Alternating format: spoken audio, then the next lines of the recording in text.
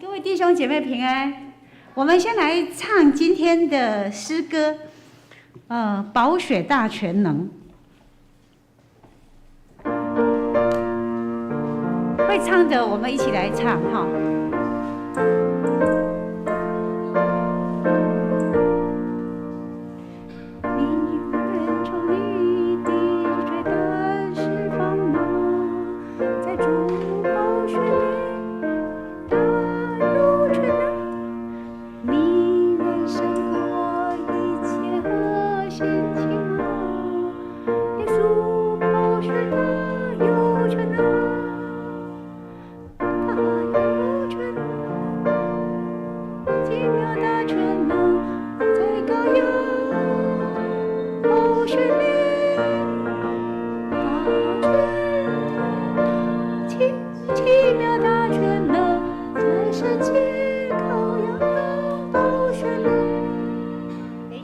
我这个请那个我们淑珍执事今天诗会可以再来帮我们再多唱2次嘛？这首《宝血大全能》，这样我们等一下的礼拜在敬拜上面就会比较有信心。来。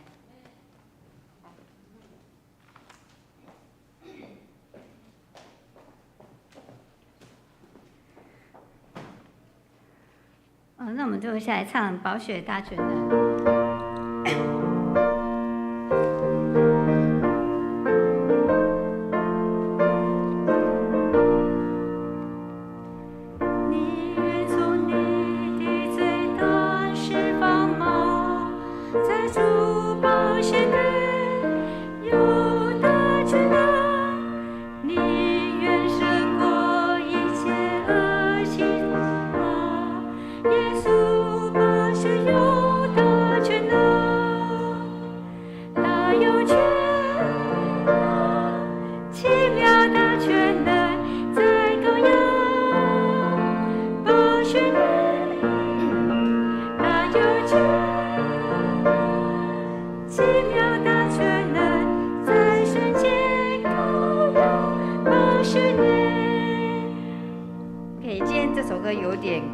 所以能唱的弟兄姐妹就大声的来唱，我们可以再把速度放快一点，好吧？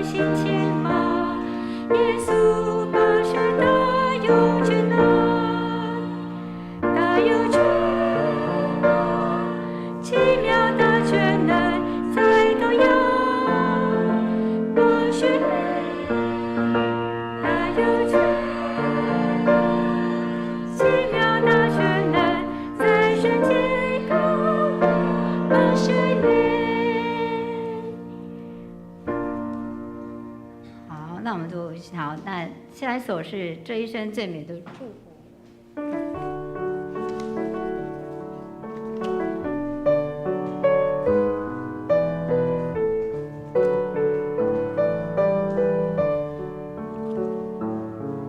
在无数的黑夜里，我用星星画出你，你的恩典如晨星，让我真实的看到你。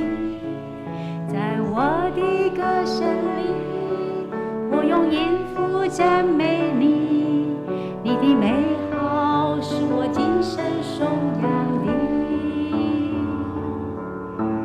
这一生最美的祝福，就是能认识主耶稣。这一生最美的祝福，就是能信靠主耶稣。就像高山深谷，他会伴我同行。我知道这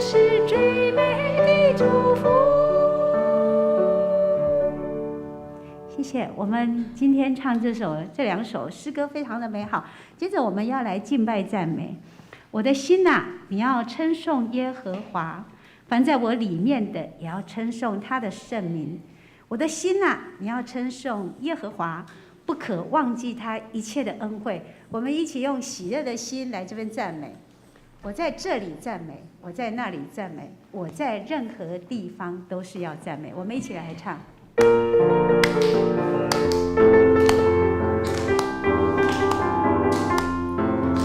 我在这里赞美，我在那里赞美，我在任何地方都是要赞美。我在这里赞美，我在哪里赞美，我在任何地方都是要赞美。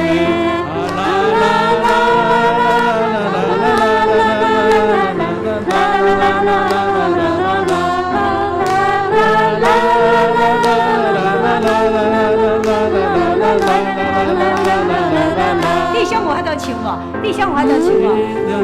我在哪里喜乐，我在任何地方都是要喜乐。哎，不错哦。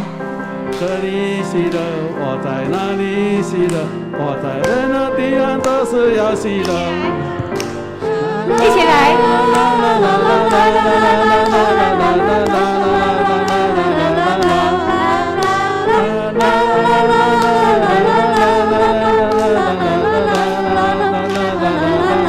姐妹哦，我在这里赞美，我在这里祷告，我在任何地方都是要祷告。我在这里祷告，我在哪里祷告，我在任何地方都是要祷告。啦啦啦啦啦啦啦啦啦啦。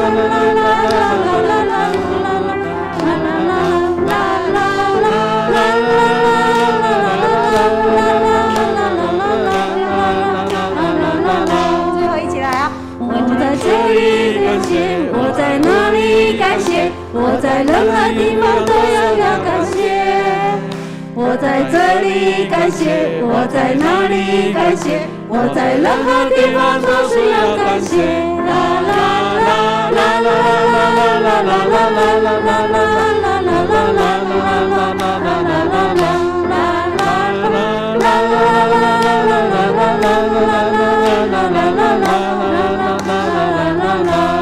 我们请音扣翻到第一页。我在这里赞美，我们可不可以来跟我们宣告？我们过去也是赞美，我们现在赞美，我们未来，我在任何时候我都要赞美，可以吗？阿们，让赞美成为我们的信仰宣告，因为主耶稣是丰盛的神。我在这里赞美，我在哪里赞美，我在这里只有自己的赞美，不错哦。我在过去赞美，我在现在赞美，我在任何时候都是要赞美。啦啦啦啦啦啦啦啦啦啦。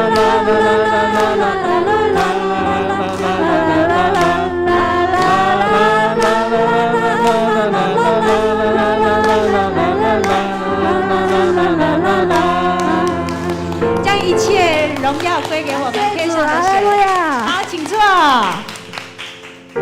我刚刚唱那首歌，觉得非常喜乐，我觉得很像我们儿童主日学每一走，就是很容易记下来，我们就把它让它成为我们生活的非常容易。就是你在任何一个地方，你感动，你就会心里的诗歌就会涌现，因为神跟我们同在。那接着呢，我们要唱这首歌，因为我想今天有很多主日学老师在这里，跟各位来分享这首诗歌。耶稣爱我，我知道。为什么耶稣爱我，我知道这首歌，我们从小唱到现在唱都感动都一样深，因为这首诗歌是就是他的作曲。作词者安娜，这个原本的他这个诗人呢，他是在1860年的时候创作这首诗歌。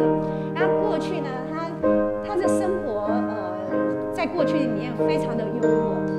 他的爸爸是一位非常有名的律师。那在纽约的长岛生活环境很好哈，在早期就生活环境很好。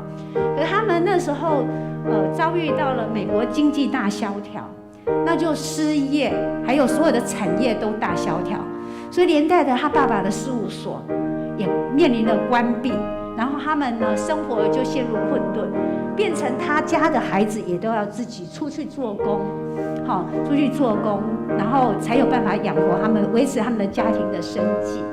那在这个过程当中呢，他常常在他们的那个西点军校里面教圣经基要真理。那在这当中呢，他也发挥了上帝赏赐他的恩赐，做了很多的诗歌，那也写了一本书。其中他这首《耶稣爱我，我知道》这首诗歌是在他的一本书里面。那本书里面的情节就是一个主角陪伴一个小孩子，他面对他的死亡的过程，他念给他听的一首词。那大家看了这首诗，他的书很畅销，所以一个作曲家才跟他搭配，成为这首诗歌。那在过去美国内战的时候，这首诗歌也成了很多战士们的安慰，因为他们在主日学里面，在各个场合里面，他们都把这首歌朗朗上口的来吟。我们这时候，我们了解这个歌词的背景之后，我们也来跟我们的神我们来跟神确认说：耶稣，你爱我，我知道。Jesus loves me, this I know。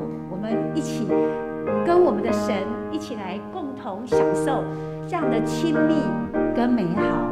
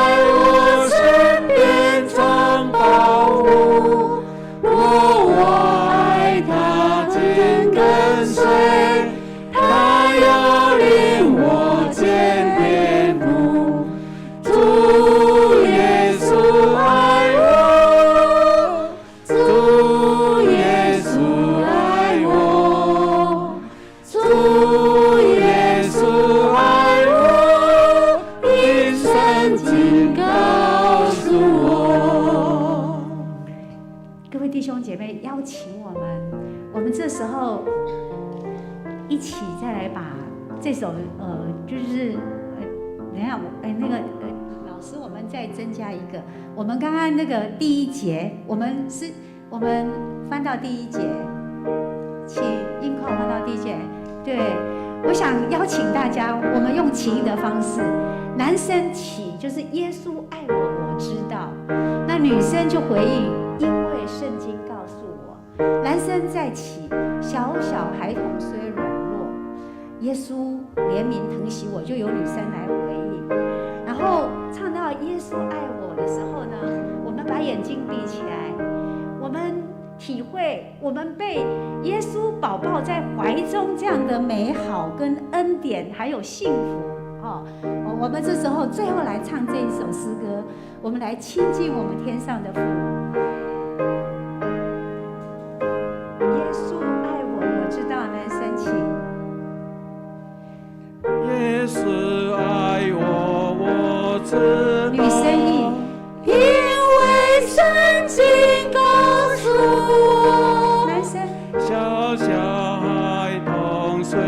软弱。耶稣怜悯疼惜我，主耶稣爱我，主耶稣爱我，主耶稣爱我，因圣经告诉我。真美，因圣经告诉我。在以赛亚书41章18节里面特别提到，就是他要在荒漠地，上帝这样宣告：我要在近光的高处开江河，在谷中开泉源，我要使沙漠变成水池，使干地变为涌泉。这是多么美好的应许！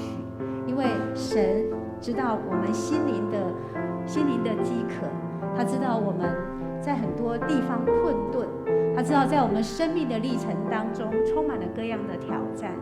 但是神应许我们，他虽然他没有办法确保天色常蓝，但是他告诉我们在有需要的地方亲近他，在干枯的地方他就会开出水源来。我们一起来领受这首上主的水泉，有水满满。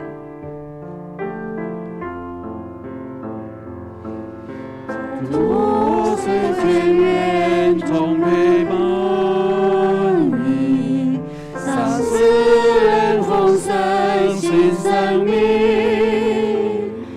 凡缺乏的人，他将供应，让人享受无比心境。主水泉源无水洗净，使人改变的新生命。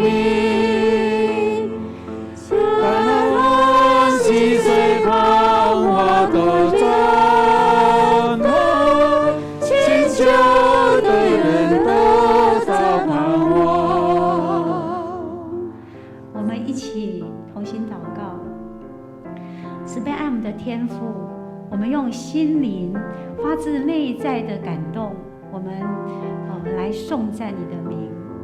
主耶稣，因为你是使没有变成有的神，是在干旱地要开出江河的神，是在困顿的地方让我们得着安慰的神，是要把我们安置在你的高台的神。主耶稣，这是何等的美好的应许！愿我们心里所出的确信神，我们是你所拣选的，能够得着你的喜悦。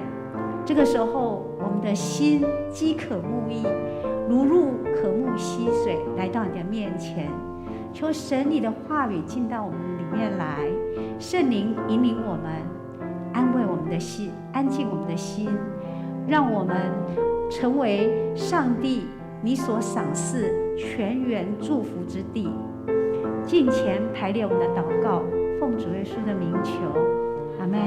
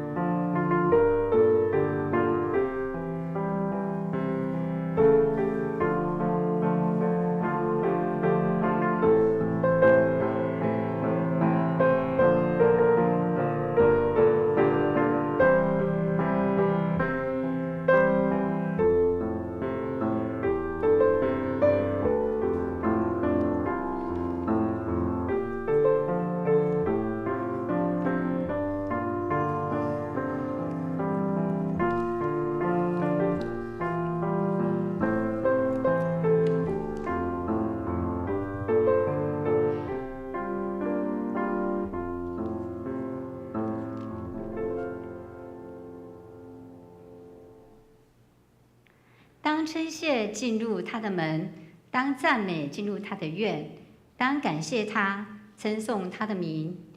因为耶和华本为善，他的慈爱存到永远，他的信实直到万代。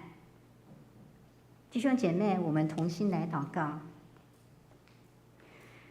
亲爱的父神，孩子感谢您，你是慈爱满有怜悯的神，是荣耀的君王，你是配得我们的赞美，是信实的神。求主炼净我们的生命，让我们再次降服在主的脚前，不再依靠自己的力气，将生命的主权交给主耶稣。因为在困境中，主你是我们的力量，在黑暗的时刻，主你是我们的亮光。即使黑夜漫长，靠着主，我们仍然充满盼望。主啊，我们此刻要特别为云丽姐的女儿婷慧来祷告。婷慧目前尚在加护病房里面，求主医治婷慧的大脑，能够获得很好的修复。我们知道你是行神迹的神，相信主医治的工作一直都在进行着，要让婷慧能够得着主全然的医治。恳求主应允垂听我们同心的呼求，也求主怜悯云丽姐的家庭，虽行在患难中，主的平安时时与他们同在。主啊，我们要将教会的所有事工，特别是圣诞节以及社教150周年的事工，全然交托在主的手里。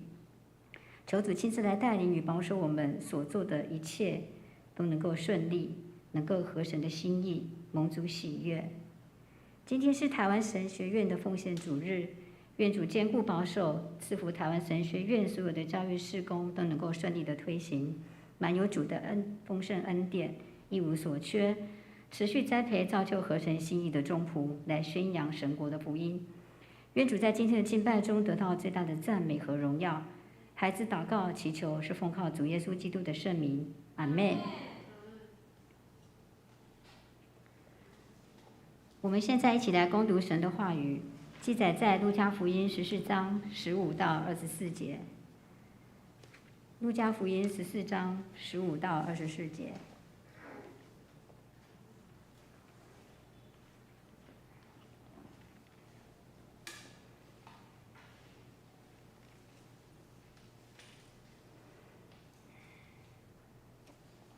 同席的有一人听见这话，就对耶稣说：“在神国里吃饭的有福了。”耶稣对他说：“有一人摆设大筵席，请了许多客。到了坐席的时候，打发仆人去对所请的人说：‘请来吧，样样都齐备了。’众人异口同声地推辞。头一个说：‘我买了一块地，必须去看看，请你准我辞了。’又有一个说：‘我买了5对牛，要去试一试，请你准我辞了。’又有一个说：‘我才娶了妻，所以不能去。’那仆人回来，把这事都告诉了主人。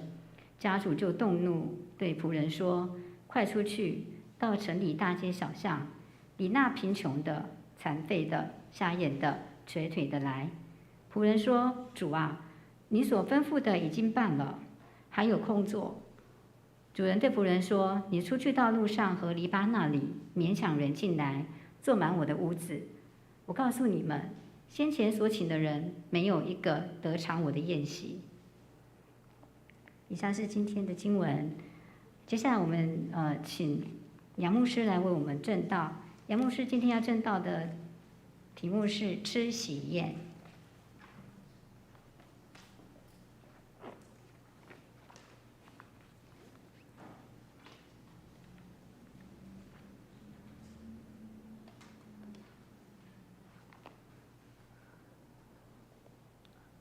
弟兄姐妹，大家平安。感谢上帝的带领。今天是台湾神学院纪念主日。神学院就是培育牧师传道的一个学院学校。那也感谢上帝，让我们泸州长老教会在过去对于台湾神学院的支持，也有许多不一样的方式透过奉献，透过差派教会的青年朋友报考神学院成为传道人。我相信有好的教会推派出来的这些青年朋友们，然后进到神学院受造就，然后回到教会来服侍众弟兄姐妹，服侍上帝。我觉得这个是一个很好的循环所以若没有好的牧者，哪来的好的教会若没有好的教会，哪来的好的牧者？我相信这个都是一个就是这个循环的过程当中就求神也帮助我们我从林口教会过来今天代表学院来报告学院的一些事工。那我相信神学院就是在培育牧者传道的学校我们台湾基督长老教会所属的3间神学院有台南神学院台湾神学院在阳明山台南神学院在南部的地方，还有一间是专门培育原住民的弟兄姐妹成为传道者玉山神学院在花莲受封的地方所以这3间神学院都是我们这个台湾基督长老教会总会所属的每一间神学院都会有培育这个牧者所以这个我相信我们在一生的过程当中，可能在教会的生活，我们就会常常会跟我们的牧者我们的牧师或是传道人有很好的交通或者是从他们的身上，或从弟兄姐妹的身上来见证上帝的爱。我觉得这个是很重要的一件事情今天牧师要用这一段经文，路加福音14章15到24节，跟我们每一个弟兄姐妹，我们一起来分享。那我用一个题目“吃喜宴”吃喜宴这样的一个题目，跟我们一起来分享。在分享之前，我们先一起来低头祷告。天父，我们感谢你的恩典，谢谢主，你让我们在神国里面成为你的儿女，你拣选我们，你帮助我们，你让我们每一个弟兄姐妹在这世界上能够奉你的名来传福音。主，谢谢你，这是我们的使命。我们也知道教会存在的目的就是要不断的传福音，让那些还没有信你的弟兄姐妹们也一起能够来吃喝天国的喜宴。主啊，谢谢你，你拣选我们，你也爱我们每一个弟兄姐妹。透过今天早上我们华语堂的礼拜，让我们每一个弟兄姐妹更激励我们，让我们可以从这个故事里面得到一些启示。谢谢主，祷告奉耶稣的名求，阿们。好，讲到吃喜宴我们就想到一件事情没有吃过喜宴的有没有？还没有吃过喜宴的婚宴的，我想大部分的弟兄姐妹都吃过或者是说吃那个餐厅，人家邀请我们去吃饭那样餐厅的地方就像现在我们看到的这幅图很热闹，对不对里面有什么？我不知道这样看得清楚吗应该可以啦我们在座的都蛮多笑脸的好，有鱼对不对？还有这个是什么？看不太清，这是什么？这个是什么？饮料，酒这么清楚好，还有很多然后反正就很多。那我们这样好了，我们再来看实体的，好不好？这你要看牧师家过年吃什么？哇，杨牧师家过年吃这个，这个是什么？佛跳墙，对，哇，大家厉害，过年好像都要有这一道，是不是？谁规定的要这一道？还有这个是什么？卤蛋嘛，卤蛋，红烧狮子好像是这个吧？还是这个？不对，你看我吃那过太久了，这个是疫情前的，3年前的，还有寿司，对，我父亲最喜欢吃寿司了，我父亲过世2年，他也是传道人，他也是牧师，我们住泸州，我们也住泸州，我爸爸妈妈的家，住泸州，那我爸爸妈妈他们退休之后有来我们教会聚会，几次的聚会这样，他住泸州，所以呢，我爸爸喜欢吃这个寿司，好，要很多这个鱼对不对？要扁扁的那种鱼，对不对？扁扁的呢，好像是叫做鲳鱼，是不是？还是北秋还有那个这个是不是番茄，这个是乌鱼子跟香肠，对不对？好像过年都吃这个好，不是我们家牧师家太多了，对，太多。我们家好像好几口其实不多人，但是过年就是要怎么样澎湃一点，对不对？澎湃一点，可能1年就这么吃一次。哦，好，那我们来看我们家师母他们娘家的，我们家师母他们家总共10个人，哦，那怎么好像比我们家少？不过这是他们家住花莲，所以我每年牧师都要陪着我们师母啊回去花莲过年这样。哦，这些都是我师母煮的菜的。哦，你看牧师的身材就知道。哦，好 ，OK。好，我们再来看看我们教会的弟兄姐妹，他们家这是2桌，这不是1桌，这是他们家，因为可能比较小啊，所以他们就摆2桌出来。哦，很丰富，对不对？过年吃的。哦。等一下，我们现在快中午了哦，会不会肚子饿啊？这是另外一个牧师家的，也蛮简单的，很精致，但是都很好吃的感觉，有没有？这是我们一个长老家的，他们家更多人，大概15个以上。哦，过年的时候，所以那个长老娘都哇很辛苦，因为要一直有客人来，有亲戚来，他就要这样一直准备，练就了他一生做菜的这个好功夫的。好像很棒哈，好，弟兄姐妹，这个就是吃嘛，喜宴席哦，我们吃哦，所以台湾其实有一句谚语说“1食2穿”，不是帛哦，1食2穿哦，这个都要用台语讲，但是介绍给我们知道哈，所以我们把吃民生的那个吃当做一件非常重要的事情，所以在风俗民情。哦，例行的各方面的那个节庆什么的都会跟吃有关，对不对？你想一想，我们当然肚子饿了就要吃，但是有时候是透过吃。哦，我不知道现在年轻人怎么样，你们对吃有什么看法？我们在座也有一些年轻人，哦，我们麦当劳吃过吧？你们会请朋友去吃麦当劳吗？会不会？吓人呢？会吧？没有，还是有没有人请你吃麦当劳？不会，都不会，就自己去买就是了。哦，对，大部分自己去买。哦，自己想要吃什么，不一定是麦当劳，还有其他的素食，各方面。好吃，对于我们，其实如果我们有请人家吃，或者人家请我们吃，这样的一个过程就会拉近那个距离，对不对？哦，人跟人之间，好像透过吃，哦，比如说公司老板要去应酬，他就是必须要透过什么，请客户吃饭，或客户请老板吃饭之类的。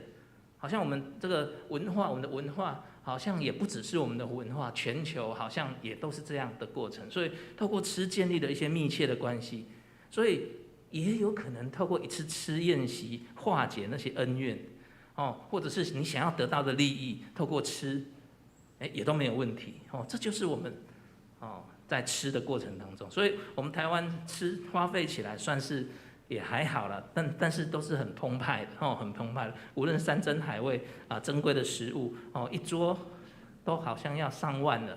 那个婚宴现在几千块好像吃不到什么了，都要上万的婚宴，我们如果去吃婚宴喜宴，我们就知道所以民间宗教也有，对不对？拜拜的时候那个习俗，初1、15、初2、16，婚丧喜庆等等那我们有一句台语叫做做叫那就是在吃就是都在吃这样的一个过程你礼尚往来这一次我请你吃，下一次你请我吃我们仔细想，好像我们的生活都离不开那个吃，都离不开那个吃。好，弟兄姐妹，在那个 outline 上面，我们有谈到犹太人平常对于吃这个是非常简单的那他们对于宗教的一些节期，但是很重视的。所以大部分都借着饮食吃来表示那个特殊的意义。比如说犹太人他们过什么过逾越节住棚节，我不知道大家有没有听过如果你是主日学老师，你可能就是以后会教到这个逾越节是什么，住棚节是什么等等。所以对于婚宴的事情这些犹太民族他们对婚宴的事情也特别这个非常的有这个他们的礼俗他们除了举行婚礼之外，他们也盛大的举行那个喜宴，有的在新娘的父亲家。那一般犹太人来说，他们的婚宴当然都是在新娘的家中，那为期大概有7天的时间，有时候1个礼拜，甚至到2个礼拜，场面非常的热闹所以耶稣在这样的比喻的过程，今天我们看到的这段经文里面提到宴席吃宴席的故事，也让我们来探讨一件事情。第一点要跟弟兄姐妹一起来分享上帝国的喜宴。这幅图是耶稣去参加一个喜宴。耶稣在世的时候，这个巴勒斯坦的这些百姓都非常喜欢社交的活动，那就是请人家吃饭。所以耶稣也曾经多次的赴这个宴席的这个被请客。有一个人叫利未，他曾经在他家里，就像这是我们现在看到的这一幅图，这一幅图，你知道耶稣应该是坐在最中间这里，对不对？那个利未，他在家里预备一顿丰盛的宴席招待耶稣，但是在这个过程当中引起法利赛人跟文士的怨言还有批评，所以呢，耶稣就用这样今天我们看到的经文这样的故事，这个可能太小，我再放大一点点，就是这个，这一幅图，耶稣跟他的学生在这边，这个利未在这边。就跟耶稣这个请耶稣来吃饭，然后耶稣刚好那时候就有什么文士、法利赛人在开始批判耶稣，所以耶稣就用这样的一个故事，这个故事如果我们刚才有看到，里面有一段经文里面特别提到，主人去请这些有身份地位的人来吃，结果这些人都拒绝了，对不对？然后就生气了，主人就生气说：“你这样好了，我们不如请哪些人？贫穷的，请这个身障的，来赴这个宴席，比较有福气，这样比较好，让他们来一起来享受。”所以在当时我们可以知道一件事，在当时请吃饭、设宴席，通常就是在主人家中，不像我们现在都请到哪里？餐厅，对不对？我看周报，我们这一次的圣诞节的活动，教会要举办爱餐，要我们去请我们的好朋友们，在哪里？大家知道吧？海霸王，哇，好棒！海霸王，就在这边，哇，海霸王吃，那我们可能就是会受邀，对不对？可能教会我有看到周报上面写，下礼拜会发邀请卡。然后在当时，其实我们看到的这个宴席，在犹太民族他们的宴席也是一样，但是他们就是请在家里吃，那宴客之中有饮酒、音乐、跳舞、谈天嬉笑，让参加的人都很开心、很快乐。然后宴席上的座位还有安排他安排谁要坐上等桌，那谁要坐一直安排，一直慢慢排到门口那一位应该是最小的职分，排到最外面，所以他们按这个尊次来做，然后那个宴席之中也有管理这个照顾饮酒饮食的这些人的需要的人来帮忙负责，所以我们可以知道一件事情，当那一天的喜宴并不亚于现在的状况，不亚于现在的状况。我们今天看到的路加福音第14章里面，耶稣先用这个赴宴席的规则来教训人，然后再用福音的宴席，然后讨论出有这个3个拒绝的人。所以在犹太人的他们的思想当中，有一个非常重要的观念：弥赛亚的来临那一天，上帝必为他的子民摆设一场非常大的宴席。然后很多数的人都非常的期待那一天，我可以受邀被参加，成为上帝国的子民。话虽然这么说，仍旧还是有人拒绝，仍旧还是有人不会去参加天国的宴席，就是现在我们要讲的这3种人。我们来看一下第一种人是什么，我们一起来念，预备，来。好，拒绝赴宴的人。不是，这个不是第一种，这是先解释一下。好，等一下我们再来说第一种人。好，拒绝赴宴的人，就在当时有人摆设要请客吃宴席的，这个非常重要。我们教会的这一次的活动也不错，我们教会有发邀请卡。在当时，这些巴勒斯坦有人摆设宴席的，就是怎么样？我先发邀请卡给客人。如果我是客人，我收到那个邀请卡，非常开心。为什么呢？因为我就知道说我备受尊重，我要去赴宴。但是有一个先决的条件是，那一张邀请卡上面没有写日期。这个是他们的习惯，我们都会写，对不对？可是当时的巴勒斯坦的这些人，他们不会写，但是他们就开始在筹备准备，等到宴席的日子到了，东西都准备齐全了，准备好了，主人就跟仆人说：“好，那你去请他们，事先请好了这些客人，把他请来，这样。那你一定会想，那怎么办？那是不是我们整天都要坐着了，坐在家里面等那一餐宴席这样？”并不是啦，他们仍旧继续会工作，但是很重要的就是在这个时刻了，你是不是很重视那一场宴席？你如果在工作到一半的时候，人家通知了，说不定你就把工作停掉了，去赴那个宴席，因为你看重那个宴席，这个是他们的传统。所以在那样的过程当中，就衍生了我们说的拒绝赴宴席的人。好。那拒绝赴宴席的人，好，第一个就是什么？来，我们可以一起念了，预备，来。好，那个买了一块地，就是象征什么？财富跟职业。好，买了一块地，我对不起老板，我买了一块地，我没有办法去，我现在正在我的那个地上面怎么样？在敞开，在规划，在思考，在想，你那个宴席，我知道你有那个宴席，可是 sorry， 拒绝了，拒绝了。所以这个是对主人家来说，在当时是一件非常这个羞辱的事情。所以他说他买了一块地，必须去查看。那在当时，当然那是农业的时期，农业的社会，它当然就是以买地为主，务农为生，所以他非常关心他的这些职业和工作，以至于忙到没有时间来参加宴会。有没有道理？有啊，当然有道理，对不对？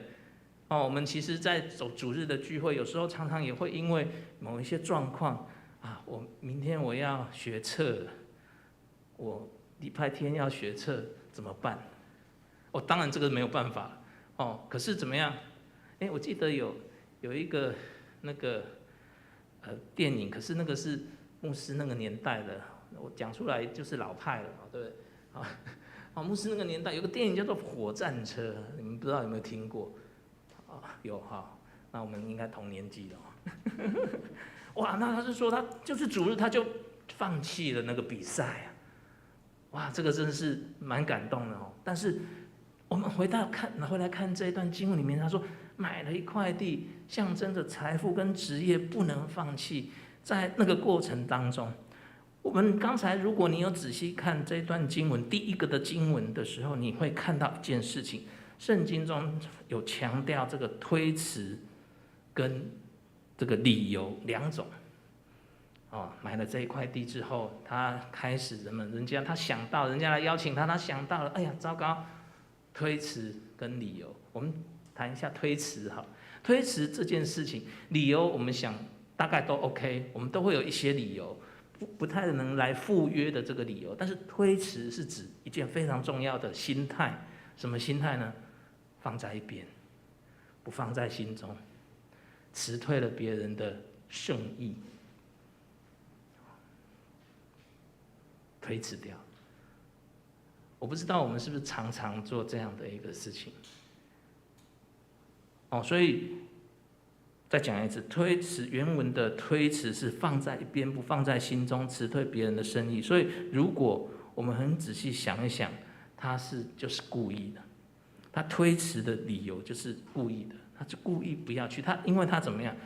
一个人要买一块地，怎么没有事先看地，然后就决定要买它？除非他钱赚的太多了，他随便乱花，不然他是一个傻瓜。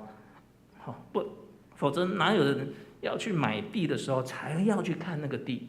在当时，所以我们可以这样的推论。所以这个话说起来，就是他在怎么样？他在推脱嘛，他在推辞，他没有把这件事情放在心中，他把它放在一边，辞退别人的好意圣意。好，这是第一种人。现在的弟兄姐妹，我知道我们在这边有很多的年轻朋友。如果我们用这个工作的态度或者是学业的态度在看待这一件事情，很重要的一件事情，我们敬拜上帝的时间，你要分别为圣，你要在意这件事情，敬拜上帝的时间。虽然我们这个时代是可能我们都还有许多的工作、许多的课业要进行，求主也帮助我们。我们中间还有其他的一些不一样的聚会，对不对？这也是一种什么？一种放在心里面知道的。求主帮助我们，这是第一个。第二个，我们一起来，他做什么事？买了牛，他买了牛，象征的社交跟事业。社交跟事业，社交就是在工作上或者是人际的关系。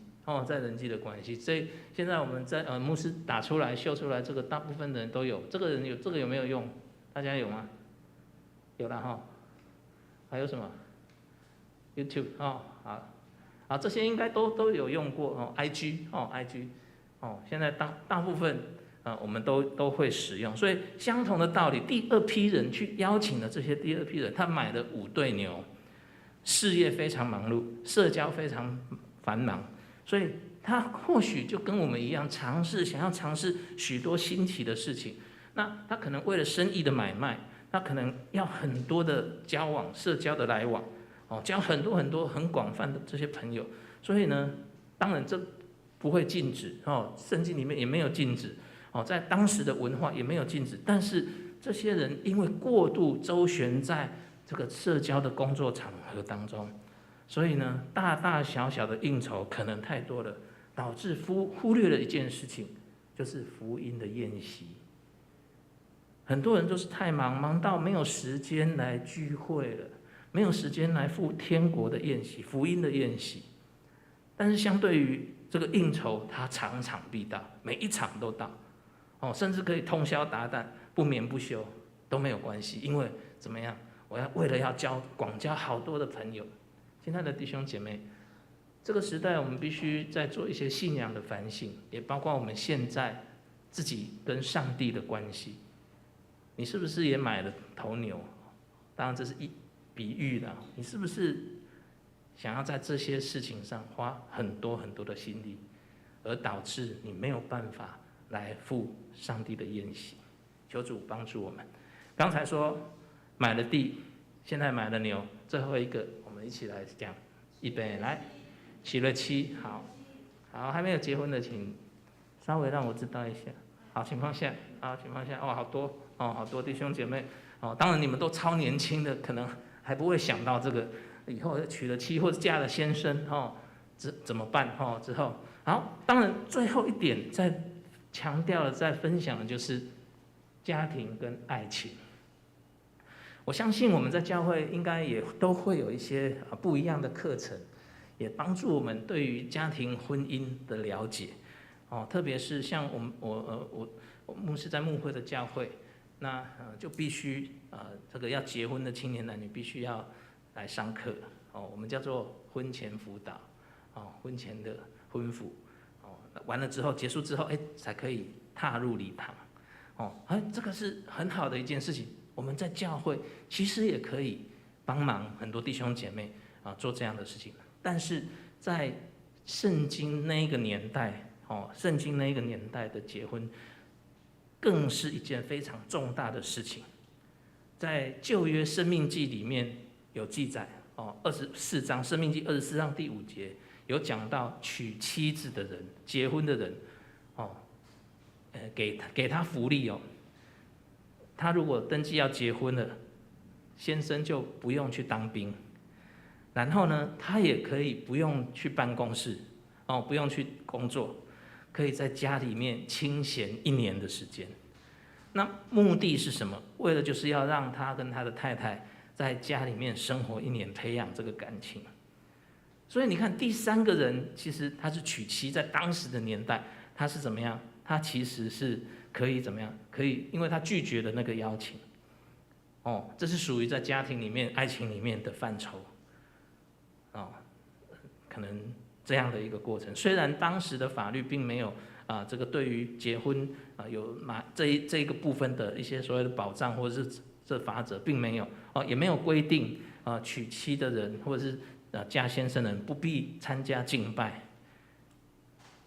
所以，因为刚结婚，其实有时候反着想，如果你刚结婚，爱情甜蜜，感情浓厚，然后夫妻都不能离开，那就一起来嘛，不是很好吗？一起来聚会，一起来教会，这样带着太太，不是很好吗？所以在那个过程当中，有个小故事，就是有一个人他娶了太太，然后呢，那个人他太太可能比较生疏，也不太喜欢来教会这样。那牧师去拜访他，牧师就问他说：“哎，你怎么不带太太来教会呢？”牧师啊，我跟你讲，因为我们刚结婚，我的太太不好意思来。所以牧师就知道了，好，那没关系，为你们祷告、祝福，求神帮助我们，要来教会聚会。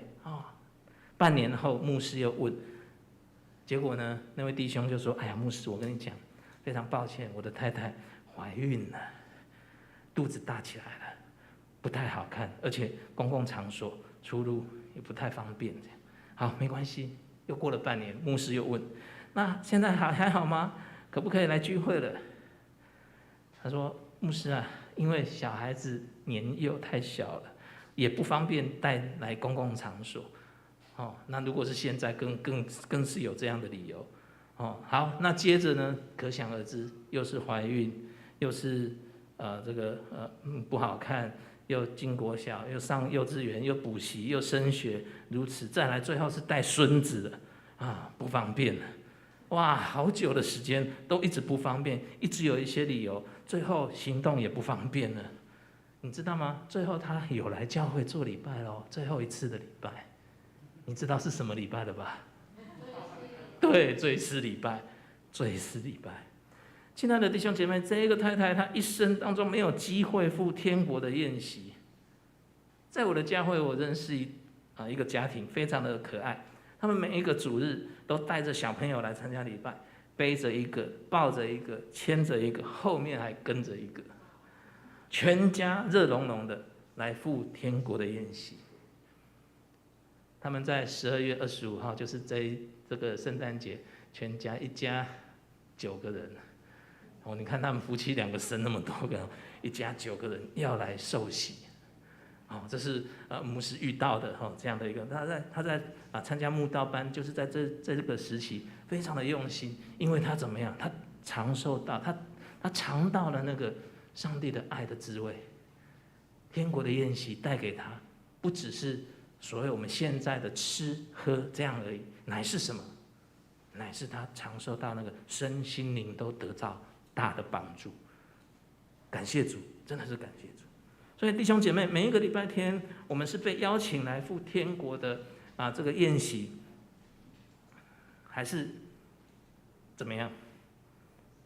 我不知道所以或许真的是没有办法，我们因为职业的关系，我们还是那个心很重要的，你还是要有一个灵修的生活，祷告的时光，然后怎么样？或许可以跟家人在一起。一个祭坛，凡2、3个人在一起聚会，为奉主的名，就是什么呢？就是教会啊，是不是？就是在聚会，就是在教会。你要有心，现在的弟兄姐妹，虽然这个也不要当成是借口，不来教会的借口，求神也帮助我们，也帮助我们。有一个最后的故事是这样说：有一天，当主耶稣要再来的时候，我们要被请客然后赴这个宴席。在启示录19章7到9节有这样谈到：我们要欢喜快乐，将荣耀归给他，因为羊羔这个婚娶的时候到了，新妇也已经预备好了，就蒙恩得穿光明洁白的细麻衣。这细麻衣就是圣徒所行的义。天使吩咐我说：你们要写上，凡被父请羔羊之婚宴的，有福了。最后，牧师用一个故事做结束。耶稣在马太福音25章讲到10个童女迎接新郎的故事。到时候是5个愚拙没有预备的，门关了，他们有没有办法进去？这5个没有办法进去，不能进去赴那个宴席。所以，亲爱的弟兄姐妹，今天天国的宴席喜宴正等着我们，请不要借口推辞，没有任何的理由拒绝将上帝的邀请把它拒绝掉，因为这是对上帝的侮辱，也是上帝所不喜悦的。愿我们每一个人，每一个主日，或是每一次的聚会，你真的是没有办法来主日聚会的那个过程，那个礼拜，你就求上帝保守，你也可以做灵修，跟家人、跟朋友一起赴天国的宴席，参加天国的喜宴。愿神祝福我们在座的每一个弟兄姐妹，我们一起来祷告。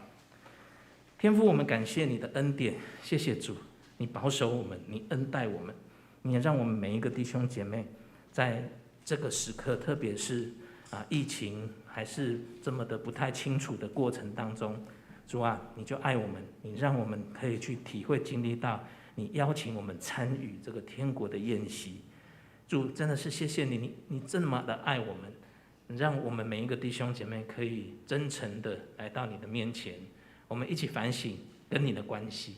透过今天的故事，也让我们知道天国的宴席，我们也要努力的邀请还没有加入参加这个宴席的未信主的这些弟兄朋友们。主啊，谢谢你，主啊，我们感谢你的邀请，我们也谢谢你拣选我们已经成为这宴席的客人，也让我们可以成为主人，来帮助邀请更多的弟兄姐妹一起来赴这一场宴席，属于天国的福音。谢谢主，祷告奉耶稣的名求，阿们。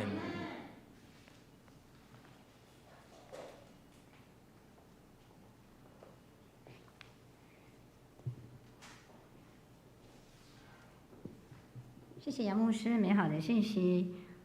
我们现在一同来唱回应诗，请弟兄姐妹起立。宝血大全能。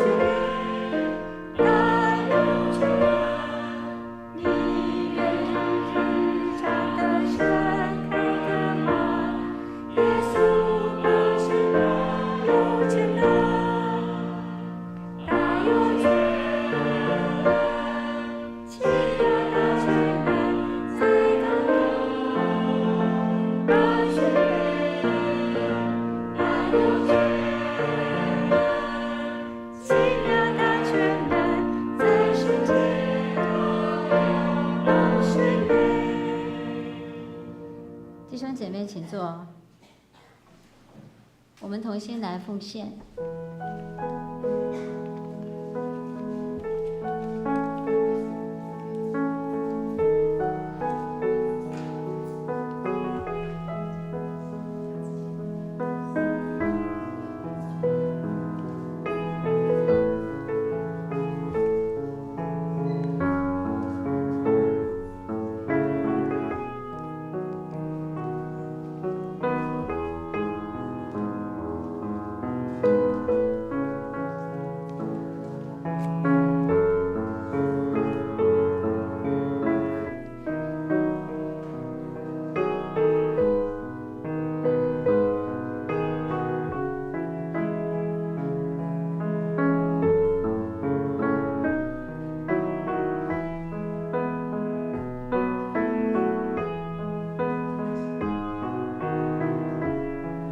弟兄姐妹，请起立，我们一起来唱《一生爱你》。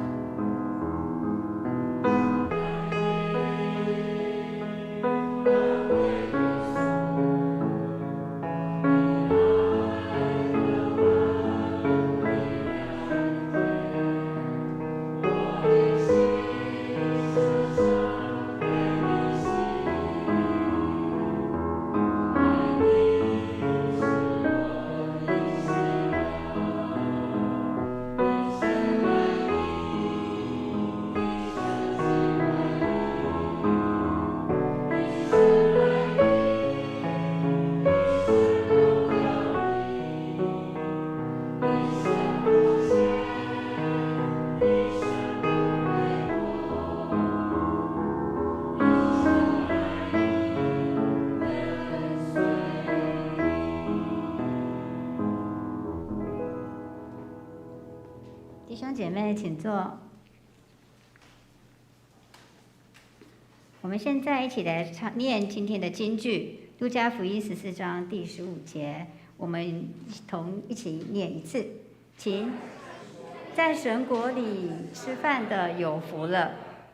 路加福音14章15节。好，我们现在来欢迎今天来跟我们一起聚会的4位新朋友。非常欢迎有4位国中生来到我们这边。今天来到我们教会来的是，因为要做作业是吧？我们欢迎你。请问是哪一个国中呢？啊？陆江国中，欢迎欢迎欢迎你们来跟我们一起聚会。我们用欢迎歌来欢迎他们。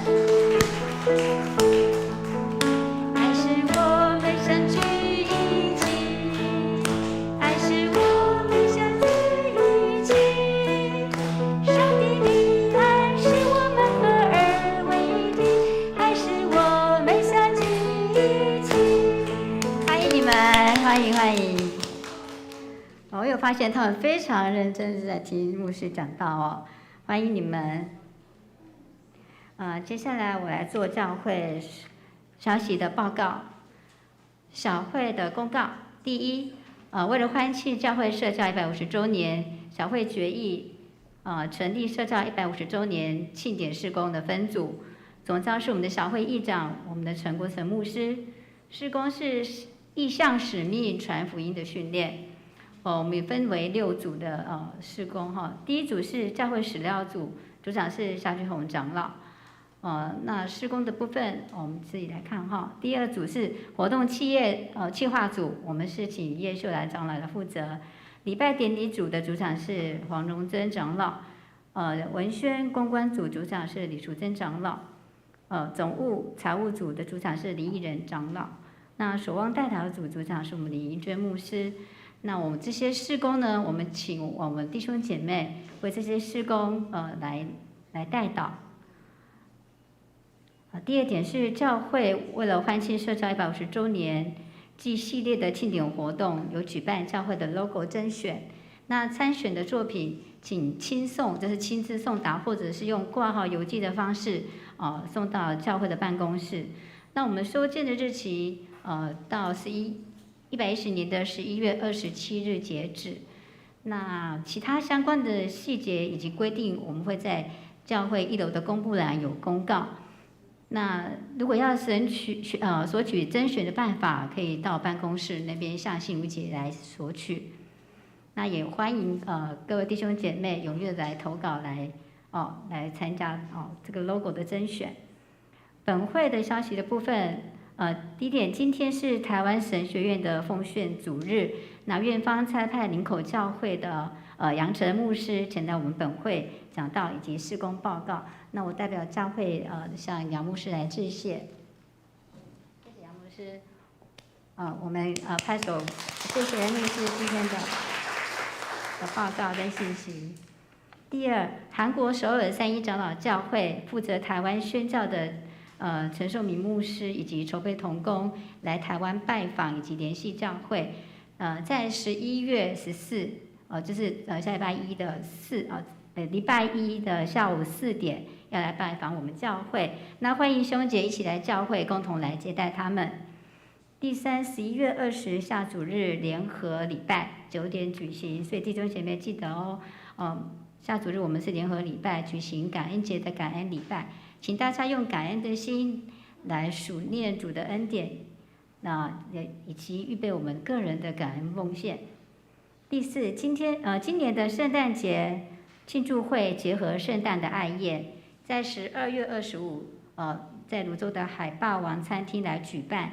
那欢迎弟兄姐妹来报名参加。我们在1楼的公布栏有开放登记。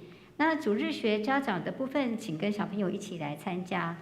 为了鼓励弟兄姐妹，邀请许久没有来教会的亲人、亲朋好友以及弟兄姐妹以及信徒，特别是我们要传福音的对象，我们可以邀请他来参加。那教会备有这个邀请卡，方便弟兄姐妹来邀请他们来参加哈。那下周我们就会提供邀请卡给弟兄姐妹来使用。第五是圣诞布置的部分，1楼是青少契，2楼主日学，3楼同心团契，1楼的大门请长职同工。那教会的相关布置，请在代上节第1主日11月27日前来完成。第6点，12月25日我们会举办圣诞节的赞美礼拜跟庆祝会，那邀请各单位家庭以及弟兄姐妹来提供节目，一同来庆贺。那有意提供的弟兄姐妹，请向我们林一娟牧师来报名，11月27日报名截止。第7，邀请各单位召开同工会议，规划明年度2023的事工计划预算，准备2022年事工报告，进行资料的收集，请在12月31号前交件，以利小会审查2023的事工预算，以及我们的会员和会手册的编制。第3点，礼拜3的8点，我们有查经祷告会，邀请弟兄姐妹踊跃来参加。团契的消息，儿童主日学在今天的华语堂礼拜结束后，要举办老师及同工的退休会，地点在巴黎的雅米小镇餐厅。青少年团契的消息，11月20号礼拜天秋季郊游联谊，他们是在桃园的 X Park 水族馆。那汽油大人是250，学生150，非汽油的话，大人是400元。学生300，4到12岁的孩童以及65岁以上的长者，每名是200。那当天中午11点半在教会用餐，12点半在教会集合出发。那报名请下少契的王代全姐妹以及亲戚的卢红瑜弟兄。那我们今天就报名截止喽，所以要把握机会。同心团契的消息，11月20号台语礼拜堂结束以后，要前往我们玉志兄的府上。那周报这边我们要做一些更正，它的地址是在五股区的庚州路13号，是13号哈，请更正一下。那一天我们是举办同心团契的11月份的例会。那肢体沟通这个部分，我们请弟兄姐妹在祷告的时候，为我们弟兄姐妹有需要的身体有一些有病痛的，我们为他来代祷。那也请弟兄姐妹为我们的圣诞的报佳音赞美礼拜，以及我们社教150周年的所有的事工都来祷告。牧师有要补充报告吗？